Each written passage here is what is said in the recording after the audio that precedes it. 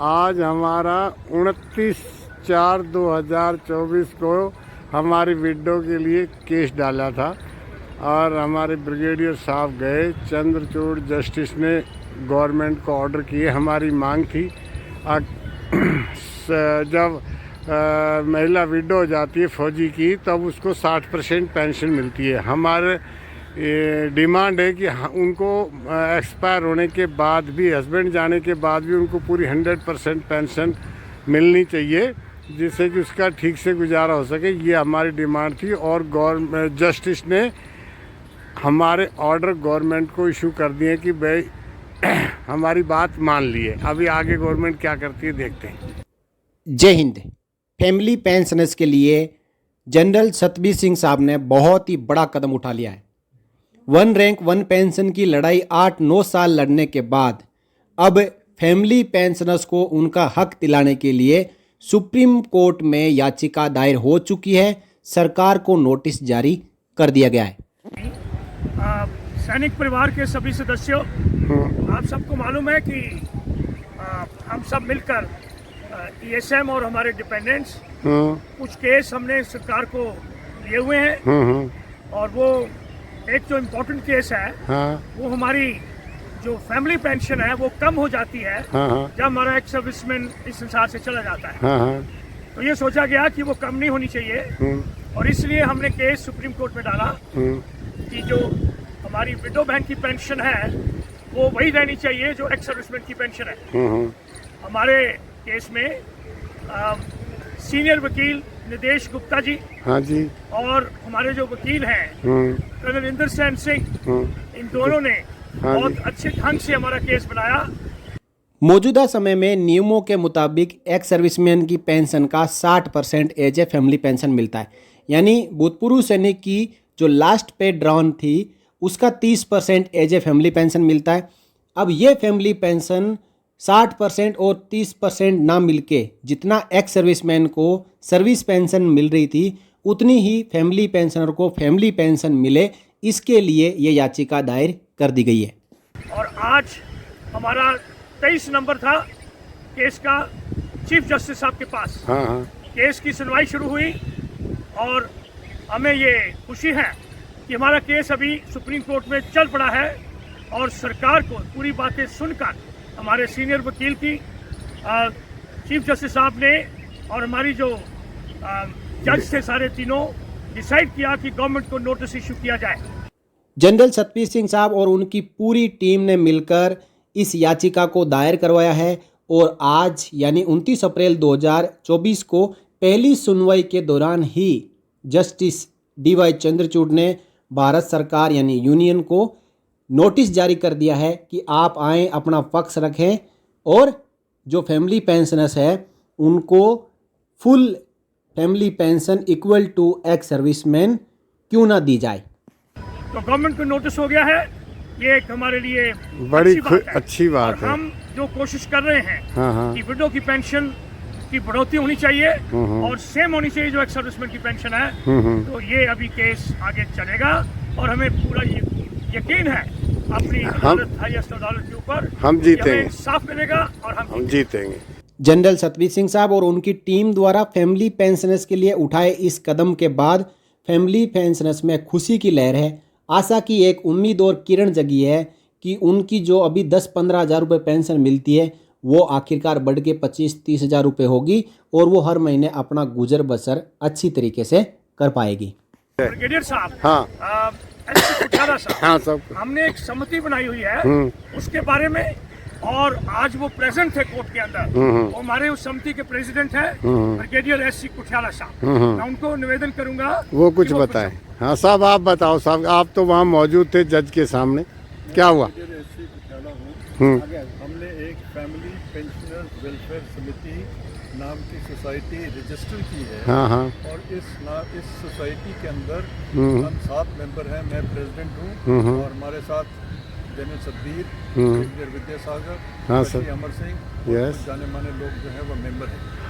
इस समिति ने केस दायर किया था सुप्रीम कोर्ट में और उसका मकसद ये था कि जो पेंशन हमारे सैनिकों को मिलती है वही पेंशन मिलनी चाहिए विडो को 100% जब तक वो विडो है।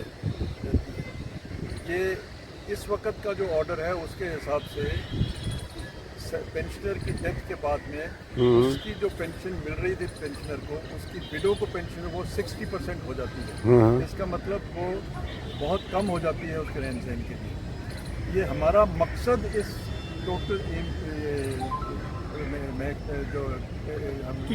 हमारी डिमांड है कि पूरी हमारी डिमांड बेसिकली ये है हाँ कि हमारे जवान जो हैं 17 साल की उम्र में भर्ती होते हैं और 34, 35, 36 या 40 साल की उम्र तक रिटायर हो जाते हैं। 40 साल की उम्र में रिटायर होने पर जो उसको पेंशन मिलती है वही पेंशन मिलेगी, लेकिन जब उसकी डेथ हो जाएगी तो उस जवान की पेंशन की आधी पेंशन मिलेगी उसकी विडो को।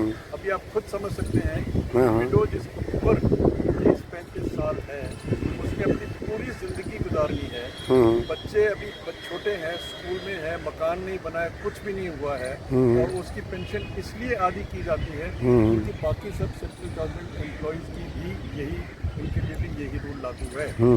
लेकिन सरकार ये भूल गई है कि जितने भी सेंट्रल गवर्नमेंट एम्प्लॉयज़ हैं वो 60 या 62 साल की उम्र में रिटायर होते हैं, चाहे वो फैमिली पेंशनर्स द्वारा एक्स सर्विसमैन के बराबर यानी सर्विस पेंशन के बराबर फैमिली पेंशन मिले ऐसी मांग कई सालों से उठाई जा रही है। जिस प्रकार वन रैंक वन पेंशन की मांग को 45-50 सालों से उठाया जा रहा था, उसी प्रकार फैमिली पेंशनर्स की ये मांग भी कई सालों से उठाई जा रही है।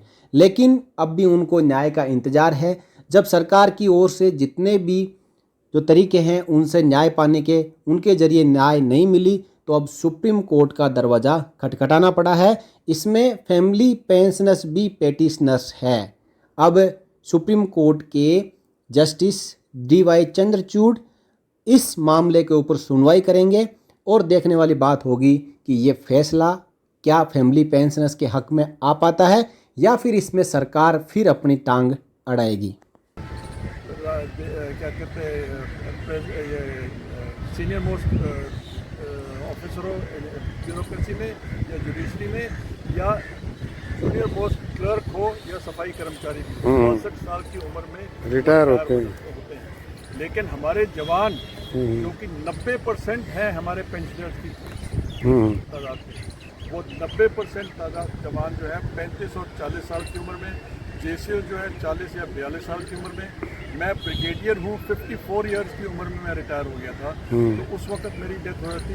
या जवान की अगर 35 और 40 साल की उम्र में डेथ हो जाएगी तो उसकी विडो को क्या पेंशन मिलेगी इसके बारे में सरकार को कोई खबर ही नहीं है। और वो मिला रहे हैं हमको उन लोगों से जिनकी पेंशन जो है 60 या 62 साल की उम्र में होती है।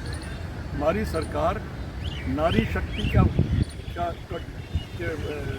अवैधा करते हैं, शब्द तो इस्तेमाल करती है।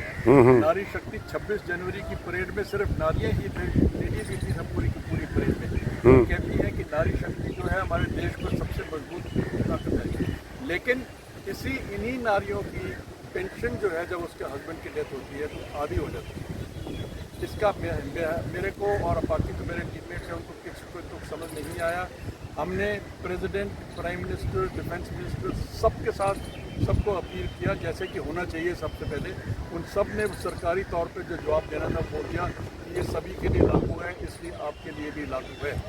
लेकिन हम सब समझते हैं कि हमारे जवानों का कितना नुकसान होता है, इसलिए ना चाहते हुए भी हमको सरकार के खिलाफ एक सुप्रीम।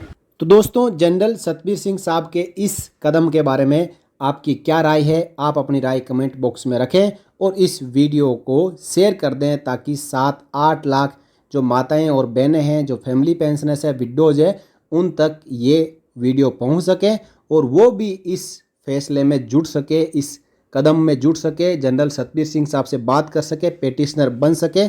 यदि चाहे तो वो अपना सहयोग दे सकते हैं, आगे बढ़ सकते हैं। जय हिंद।